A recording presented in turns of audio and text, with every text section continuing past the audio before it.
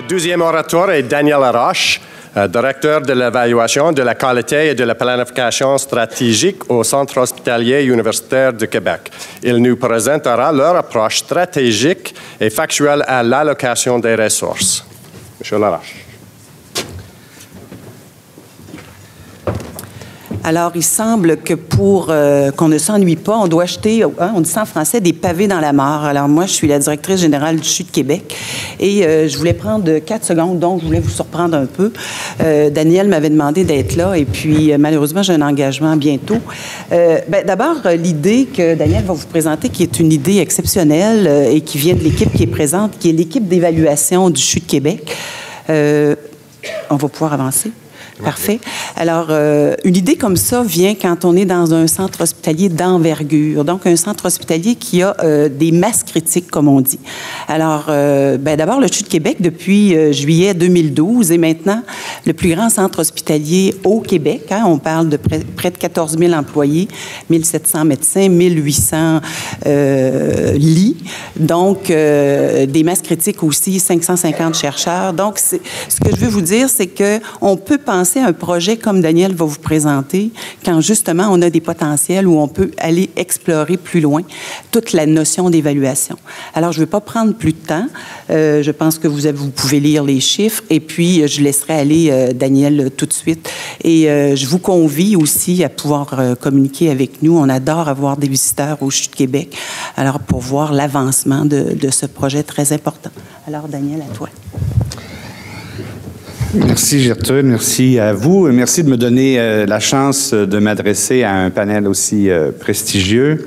Peut-être une petite histoire pour commencer cette présentation. Il y a quelques années, je travaillais à l'Agence de la santé et des services sociaux de la capitale nationale et un jour, un médecin, pour ne pas le nommer, un neurochirurgien prestigieux qui travaille maintenant avec moi, entre dans mon bureau et il vient me dire d'un ton pas très agréable, comment on ne sait pas comment travailler, comment on ne sait pas considérer les besoins des patients, comment on ne sait pas comment organiser les services dans la région de Québec.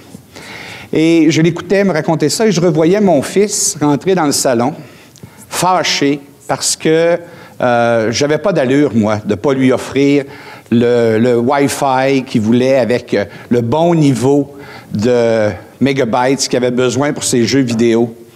Et j'avais dit à mon fils à cette époque-là, écoute, si tu es capable de trouver quelque chose dans la maison, dans le budget familial, qu'on pourrait revoir, je suis prêt à revoir le plan qu'on a d'Internet pour la maison.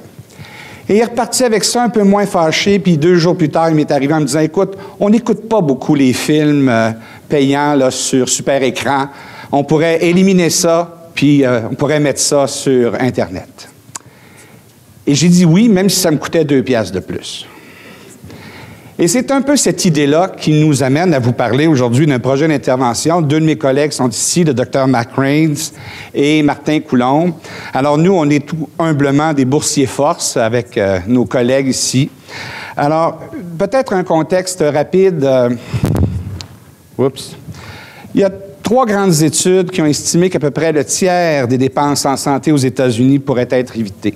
Donc, sur un budget de à peu près entre 700 et 910 milliards annuellement, si on regarde qu'à peu près 45 d'une utilisation non optimale des ressources par du surtraitement, de l'utilisation non justifiée par les données probantes ou non efficientes, et de ce montant-là, 55 sont plus pour de l'abus, des fraudes, des processus administratifs trop lourds, etc. Mais quand même, si on regarde dans le contexte canadien, une seule grande étude qu'on a trouvée de l'Association canadienne des radiologistes, qui date de 2010, tendait à démontrer que 30 des procédures d'imagerie médicale réalisées au Canada ne seraient pas nécessaires.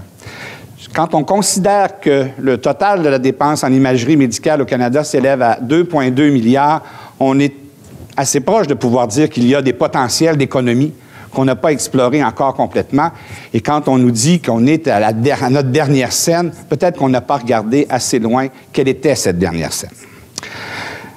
Dans le CHU de Québec, il y a 5 ans, on a mis en place un comité de cost driver, un comité de grands générateurs de coûts. C'est un comité qui a été mis en place par la direction générale, qui est animé par des directeurs généraux adjoints et qui regroupe un certain nombre de directeurs de l'organisation et qui est là pour identifier à partir des dépenses de l'organisation quels sont les grands générateurs de coûts et quelles stratégies on peut développer pour essayer d'engendrer des économies. Notre approche a été d'abord d'y aller dans les choses les plus faciles, les fournitures de bureaux, les fournitures médicales, les ressources humaines, etc. Et nos principales stratégies ont été de se centrer sur la réduction souvent des inventaires, la réduction de la diversité des inventaires qu'on avait devant nous, ou encore de faire des interventions auprès des fournisseurs.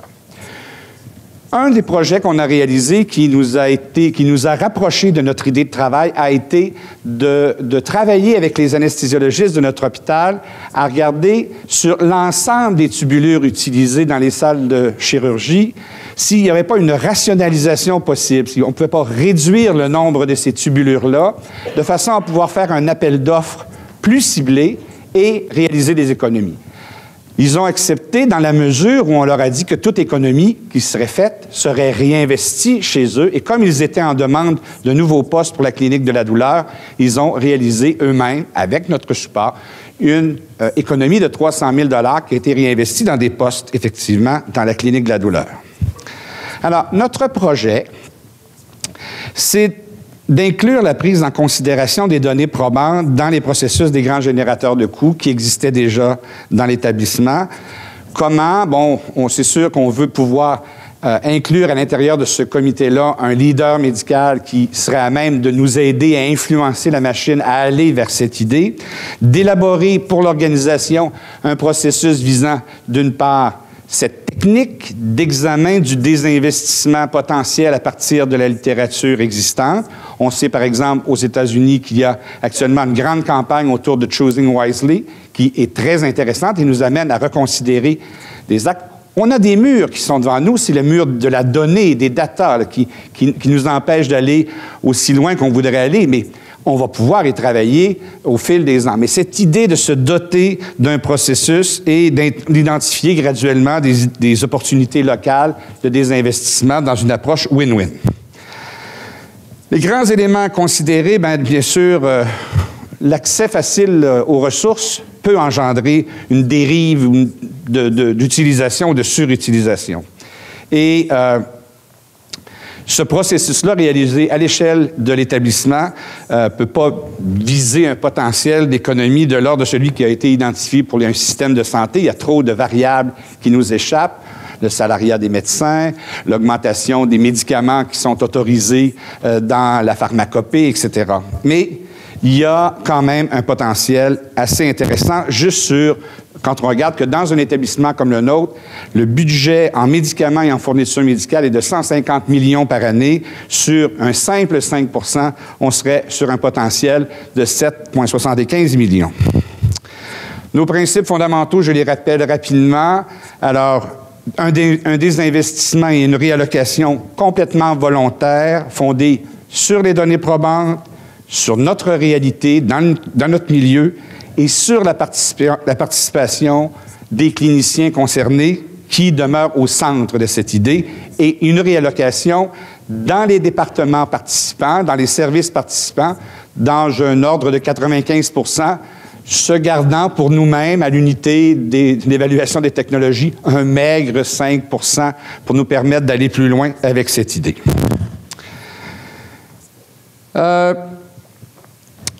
Le focus initial devrait être mis sur la surutilisation des ressources médicales. On pense que notre première cible devrait être celle-là, puisque c'est un facteur majeur qui explique les coûts élevés des dépenses en santé et qui, on parlait des patients tantôt, et on va en reparler, je pense, à la fin de ce panel, ce qui expose quand même les patients à des risques parfois non justifiés.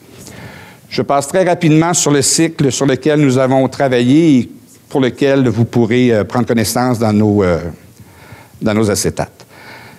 Le bénéfice pour les patients, puisque c'est un peu le thème de la journée, amélioration de la qualité et sécurité des soins, augmentation de l'accessibilité aux soins, bien entendu, si on peut faire plus avec ce qu'on a, et interventions sans valeur ajoutée qui pourraient donc être évitées.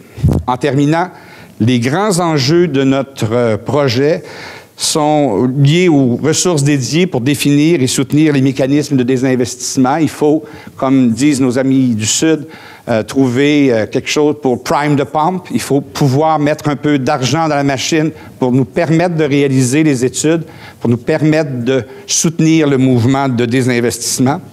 Nous l'avons dit, il y a des limites dans l'information. Il faut aller dans nos systèmes vers des coûts par activité, ce que nous n'avons pas encore, loin de là. On a des défis politiques, cliniques, sociaux que représente le retrait, par exemple, d'une technologie qui est déjà établie dans une organisation. Il y a de la résistance au changement. Il y a bien sûr la disponibilité des preuves scientifiques et le mode de rémunération des médecins au Québec qui est à l'acte.